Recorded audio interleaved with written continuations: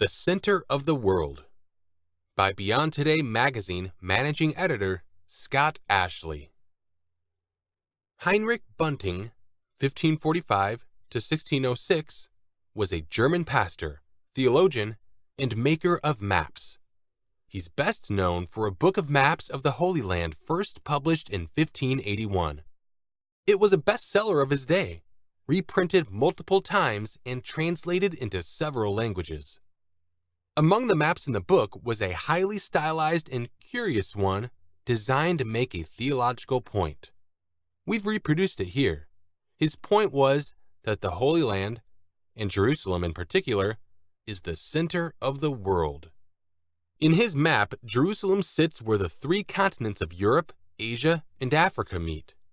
While not literally true, it was figuratively true because the ancient trade routes and invasion routes between those three continents ran right through the Holy Land. With the Mediterranean Sea on one side and the Great Arabian Desert on the other, there was no other option.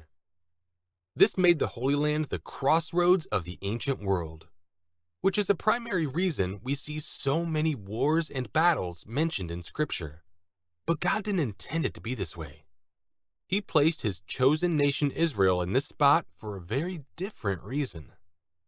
Not to show the way to war, but the way to peace.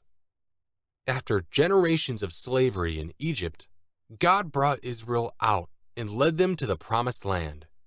As they prepared to enter, God, through Moses, recounted the miracles he had performed and the laws he had given to help them create a new kind of society. A society built on the foundation of God's laws.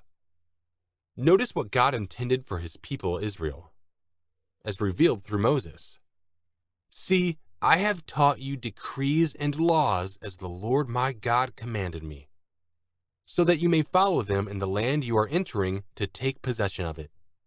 Observe them carefully, for this will show your wisdom and understanding to the nations, who will hear about all these decrees and say, surely this great nation is wise and understanding people.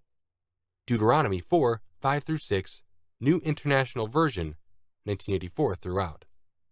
God placed Israel in this spot, at the crossroads of the world, to be an example to the nations around it, as well as those who would pass through along those ancient trade routes through the area. Israel was to be a living example of how blessed a nation would be if it obeyed God's laws. Sadly, this was not to be. Israel rebelled against its creator and became instead an example of what happens to a nation that turns its back on God. The country was invaded and destroyed, with most of the survivors exiled from the land. Fast forward 26 centuries to today.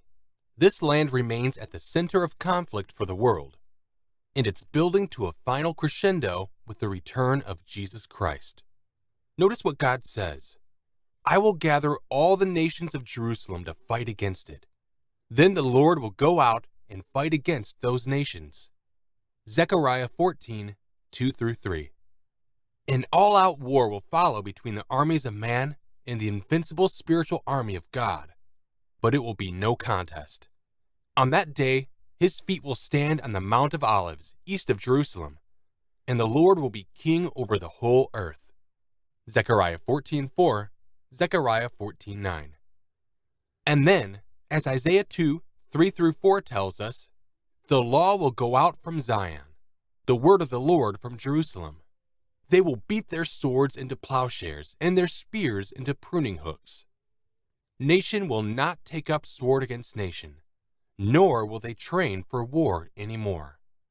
Jerusalem, the center of conflict, is destined to fulfill its destiny as the center of peace for the world. For more helpful content, visit us online at ucg.org.